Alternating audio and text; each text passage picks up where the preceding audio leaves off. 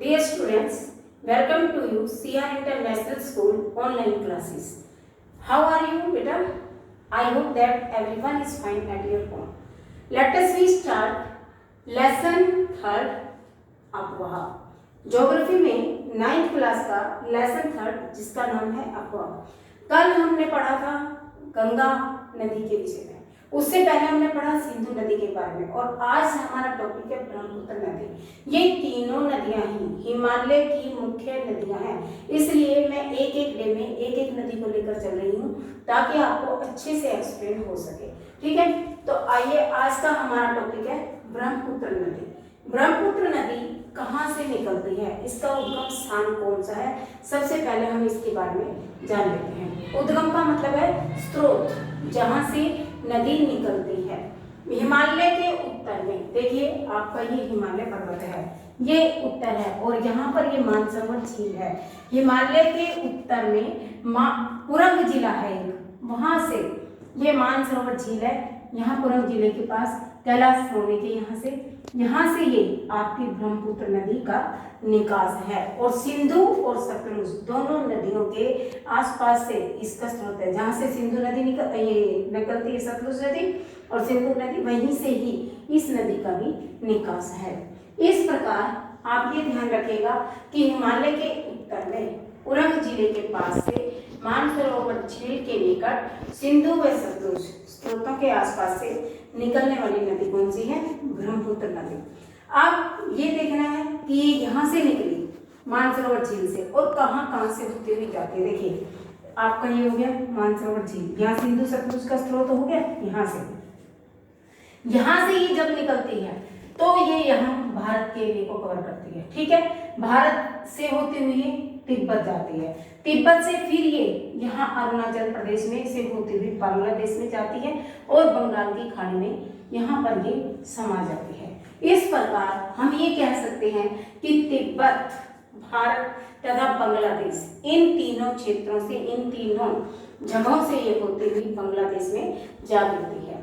ठीक है, तिब्बत में इसे जब ये यहाँ से तिब्बत से निकलती है, यहाँ ये आपका तिब्बत है, जब ये यहाँ से निकलती है तो इसे ब्रह्मपुत्र नदी नहीं सांगप्पो नदी के नाम से जाना जाता है। ध्यान रखिएगा, ऑब्जेक्टिव टाइप क्वेश्चनों में इस तरह के छुपे हुए क्वेश्चन ही आपसे अक्सर पूछे जाते हैं कि तिब्बत में इसे अगर आ जाता है पूरा कंप्लीट नेम तो इसका है यरलुंग सांगप्पो। ठीक है, अगर सांगप्पो आ जाए तो भी और यरलुंग सांगप्पो आ जाए तो भी यही नदी, आपको कंफ्यूज नहीं होना। यहाँ आकर तिब्बत में इसका नाम चेंज हो जाता है। और दूसरी चीज जो महत्वपूर्ण है आपको ध्यान देने वाली कौन सी, ये यहाँ से जब आपके यहाँ तिब्बत से होती हुई जैसे ये अरुणाचल प्रदेश में जाती है तो ये यू आकार, अंग्रेजी का एक वर्ड है यू। ठीक है, आप देखो ये यू आकार की शेप ले लेती है। ठीक है, यहाँ से निकलते हुए यू आकार की शेप लेते हुए ये बांग्लादेश में प्रवेश करती है और वहां से ये बंगाल की खाड़ी में गिरती है। जब तिब्बत में से होकर ये जाती है तो इसमें यहाँ जल की मात्रा भी कम हो जाती है, जल जो आयतन है जल का वो भी कम हो जाता है और सिल्ट की मात्रा भी कम हो जाती है, क्योंकि यहाँ पर ये जो तिब्बत है ये आपका शुष्क और शीत क्षेत्र है, शुष्क और शीत प्रदेश है, इसलिए यहाँ आते ही जल की मात्रा और आयतन यहाँ पर कम हो जाता है। ये ध्यान रखना आपने, छोटे क्वेश्चनों में कई बार पूछा जाता है कि तिब्बत में प्रवेश करते हुए जब ब्रह्मपुत्र नदी जाती है तो इसमें जल की मात्रा और जो सिल्ट की मात्रा होती है, सिल्ट का मतलब है अपने साथ ये जो रेत, गारा या चूने के पत्थर वगैरह लेती हुई आती है उन्हें बोलते हैं, ये इस तरह से कम हो जाती है, दलदलीय क्षेत्र कहा जाता है। इसलिए यहाँ जब ये नामचा बारवा शिखर है, यहाँ पर इसके आसपास, यहाँ जब ये अरुणाचल प्रदेश में प्रवेश करती है तो ये नामचा बारवा शिखर के पास, आपको ध्यान रखना है कौन से शिखर के पास, नामचा बारवा शिखर।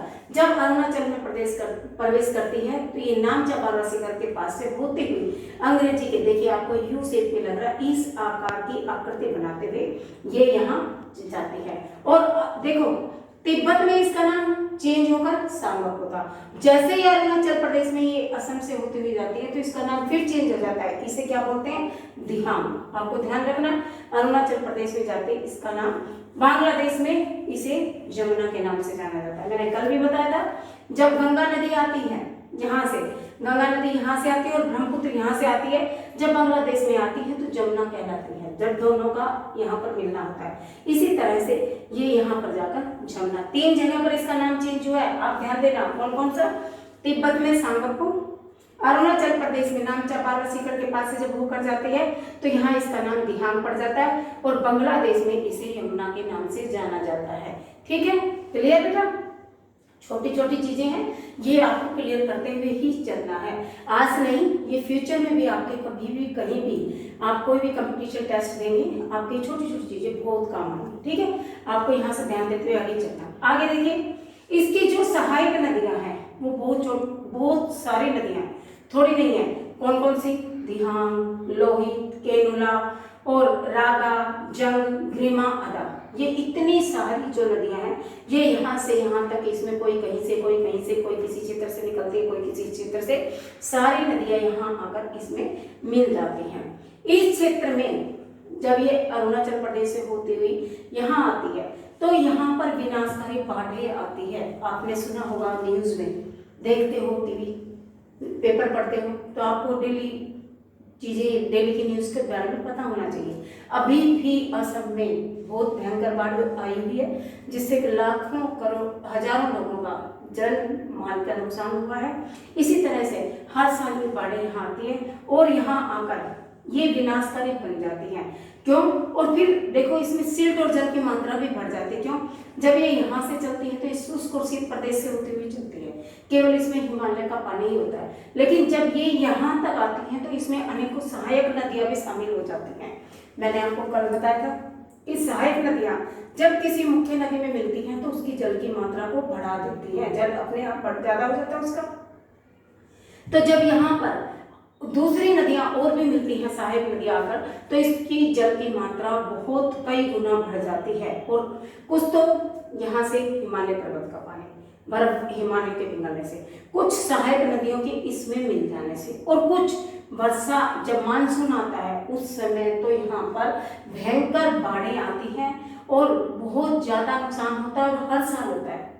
इसीलिए यहाँ पर, क्योंकि यहाँ जलायतन बढ़ जाता है, सिल्ट की मात्रा बढ़ जाती है। आपसे कार्ड पूछा जा सकता है कि अरुणाचल प्रदेश में हर साल बाढ़ें क्यों आती हैं, उसके क्या परिणाम होते हैं, और यहाँ तिब्बत में यहाँ पर सिल्ट और जल का आयतन क्यों कम हो जाता है, ये क्वेश्चन आपसे पूछे जा सकते हैं।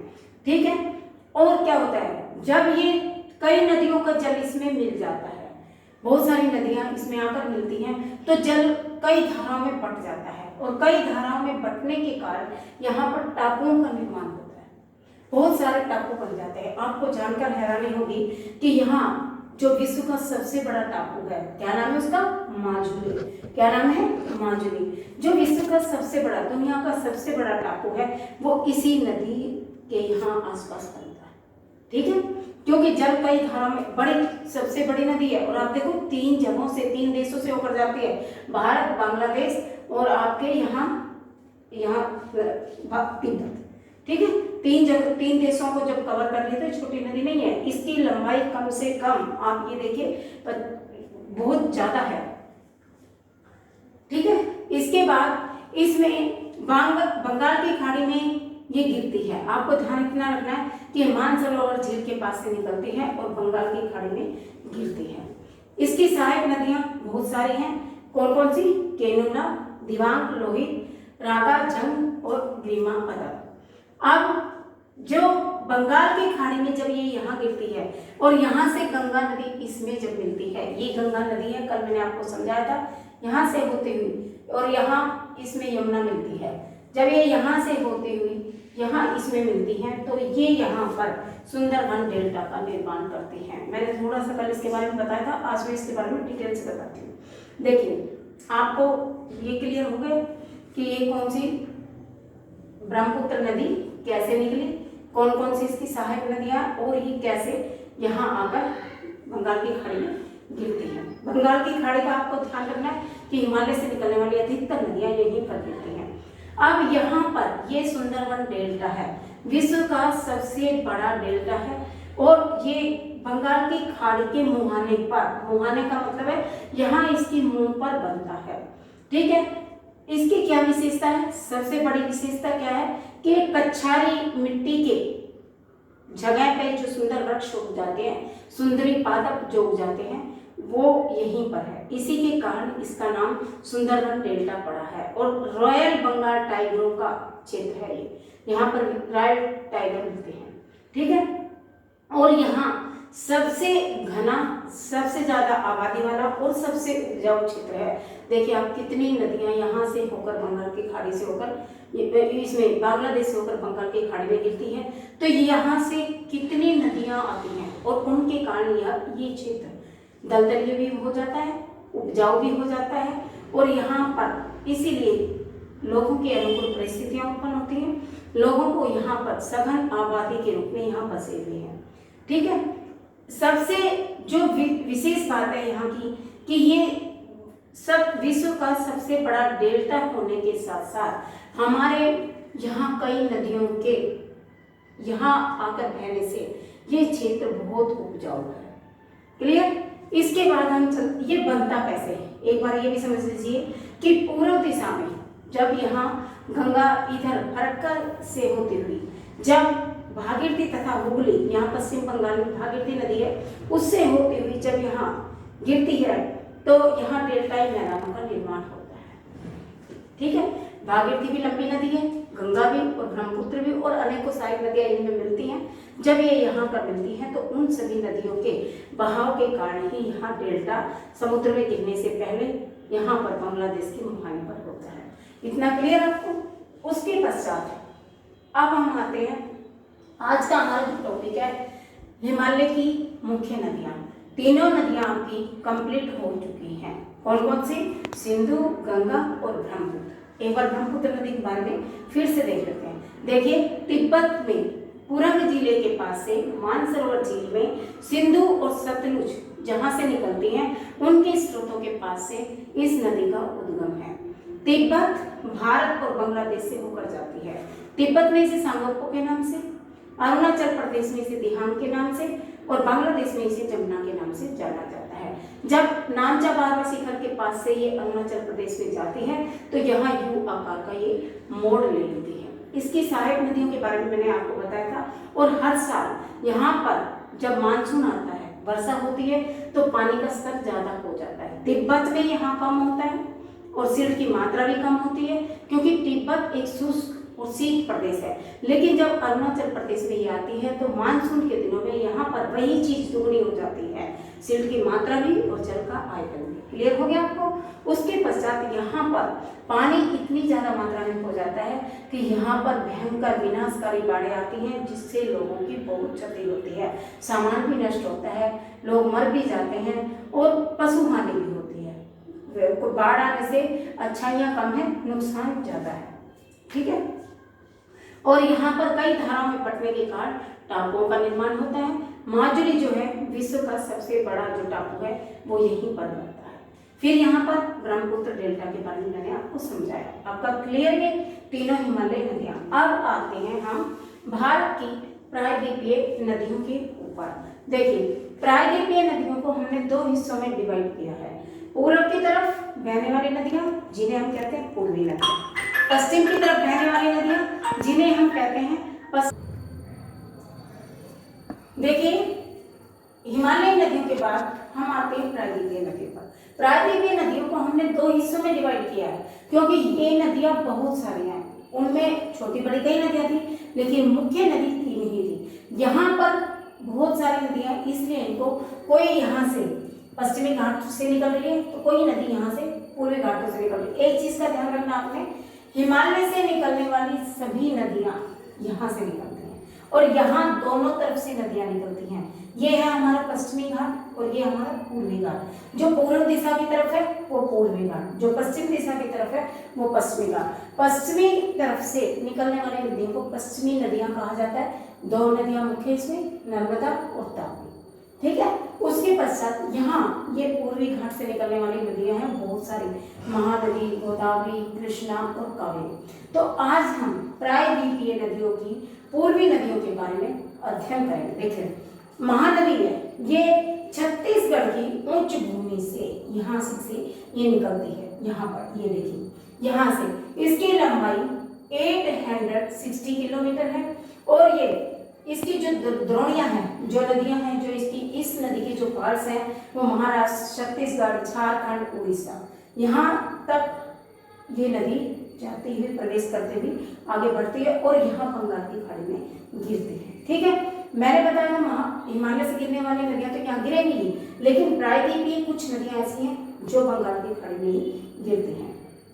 उसके पश्चात दूसरी नदी है गोदावरी। ये रही आपकी यहाँ पर, ये नदी सबसे बड़ी, प्रायद्वीप की सबसे बड़ी नदी कही जाती है और इसका दूसरा नाम है दक्षिण गंगा, क्योंकि ये हिस्सा है साउथ, दक्षिण, और यहाँ पर ये बहती है और गंगा की तरह ही ये बहुत लंबी है, इसलिए इसे दक्षिण गंगा के नाम से कहा जाना जाता है।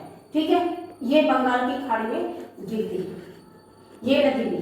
ठीक है, और इसकी जो गोदावरी की सहायक नदियां हैं, ये पूर्णा, वर्धा, वेनगंगा, पेनगंगा, प्राणिता, साबरी, ये माजरा आदि बहुत सारी अनेकों नदियां हैं जो इस गोदावरी में मिलती हैं। ये नासिक जिले में जो पश्चिमी घाट की ढलान है वहां से इसका उद्गम स्थान है। ध्यान रखिएगा, जो महानदी है ये छत्तीसगढ़ की उच्च भूमि से निकलती है। गोदावरी महाराष्ट्र के नासिक जिले में पश्चिमी घाट की ढलानों से निकलती है। इसके पश्चात हम आते हैं तीसरी नदी पे, जो कि पूर्वी घाट की तीसरी नदी कृष्णा। ये महाबलेश्वर के पास से निकलती है। इसकी लंबाई 1400 किलोमीटर के लगभग है, 1400 किलोमीटर के लगभग है। इसकी जो सहायक नदियां हैं वो कोयना, घाटप्रभा, मालप्रभा, भीम, तुंगभद्रा, मूसी और मुनेरो, अनेकों सहायक। ऐसा नहीं है कि ये नदियां मैंने यहाँ थोड़ी थोड़ी दिखाई है, लेकिन कोई नदी कहीं से, कोई नदी कहीं से निकलती हुई इनमें मिलकर इसकी जलधारा को बढ़ा देती है। इसी तरह से कावेरी, आप ये देखिए, ये जो कॉर्नर है इससे थोड़ा सा ऊपर ये कावेरी है। ये कावेरी ये भी पश्चिमी घाट की ब्रह्मगिरी श्रेणी से निकलती है, पश्चिम घाट की ब्रह्मगिरी श्रेणी से निकलती है और इसकी लंबाई जो है 760 किलोमीटर है। इसकी जो सहायक नदियां हैं वो है हेरांगी, हेमावती, लोकदानी, सिमसा, लक्षण, तीरथ, कवानी, भवानी, अमरावती। और भी अनेकों नदियां होंगी जो छोटी मोटी कई नदियां इनमें आकर मिलती हैं, लेकिन एक चीज का ध्यान रखना कि यहाँ ये नदियां सदा नीरा नहीं है, बारिश के दिनों में ही इनमें पानी आता है। वैसे पानी रहता है इनमें, लेकिन बारिश के दिनों में ये अपनी चरम सीमा पर बहाव पर होती हैं, क्योंकि बारिश का मानसून आने पर पानी इनमें मिक्स हो जाता है और ये अपने फुल भरमार के साथ बहती हैं, लेकिन इनमें हमेशा पानी रहता है। और ये नदियां सिंचाई के लिए भी अधिक उपयुक्त नहीं मानी जाती हैं। इनसे सिंचाई के लिए ये उत्तरी मैदान सारे इन्हीं से सिंचित क्षेत्र है। ठीक है, दोबारा से देखिए, पूर्वी जो नदियां हैं 4 हैं, महानदी, गोदावरी, कृष्णा, कावेरी। महानदी आपके छत्तीसगढ़ की उच्च भूमि से निकलती है, 860 किलोमीटर है, बंगाल की खाड़ी में गिरती है। वहीं गोदावरी नासिक जिले से में पश्चिम महाराष्ट्र का जो नासिक जिला वहां निकलती है पश्चिमी घाट की ढलानों से। 1500 किलोमीटर के लगभग इसकी लंबाई है, इसीलिए इसे यहाँ दक्षिण भारत की सबसे लंबी नदी दक्षिण गंगा के नाम से भी जाना जाता है।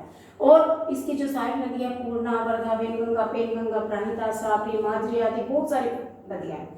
कृष्णा है, ये महाबलेश्वर के पास से निकलती है। इसकी लंबाई 1400 किलोमीटर है। इसकी भी सहायक नदियां कोयना, घाटप्रभा, मालप्रभा, भीम, तुंगभद्रा, मूसी, मुनेरो, इन्हीं पर ये देखिए, ये कृष्णा है, यहीं से यहाँ तुंगभद्रा इससे निकलती है। इसी तरह से कावेरी, जिसकी लंबाई 707 किलोमीटर, पश्चिमी घाट की ब्रह्मगिरी द्रोणी से निकलती है। इस प्रकार ब्रह्मगिरी श्रेणी से ये निकलती है और इसकी बहुत सारी सहायक नदियां हेमावती, लोकपानी, सिमसा, लक्ष्मण तीरथ, हेरांगी, कवानी, भवानी, अमरावती और भी है। इस प्रकार आज हमने इसको हिमालय नदियों के पूरे टॉपिक को क्लियर किया, प्रायद्वीप की पूर्वी नदियों को क्लियर किया। आज के लिए इतना ही काफी है, अदरवाइज आप कंफ्यूज हो जाएंगे। ठीक है, कल हम जो बची हुई पश्चिमी बहाव की तरफ बहने वाली नदियां उनके बारे में और नदियों से हमें क्या लाभ है उसके बारे में अध्ययन करेंगे। आज जितना पढ़ा है इसको आप याद करिएगा, लिखिएगा, तब आपको याद होगा। और कहीं कुछ कंफ्यूजन हो तो आप पूछ सकते हैं, ठीक है। Okay, thank you very much. कर लेते हैं आपसे।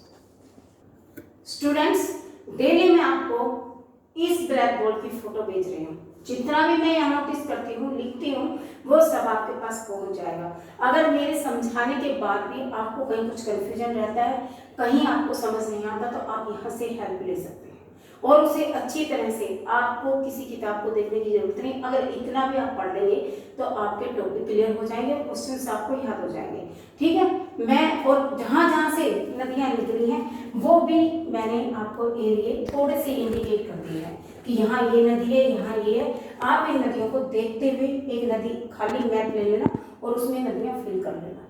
क्यों? क्योंकि अभी तो आप देखकर भर लोगे, उसके बाद आपको प्रॉब्लम आएगी और क्वेश्चन में जब एग्जाम में आपसे पूछी जाएंगी कोई भी दो नदी, एक नदी, तो आपको पता होना चाहिए, तभी आपको चैप्टर याद होंगे, अदरवाइज नहीं होंगे, ठीक है। इतना आपको आज के लिए काम करना है। Okay, thank you very much.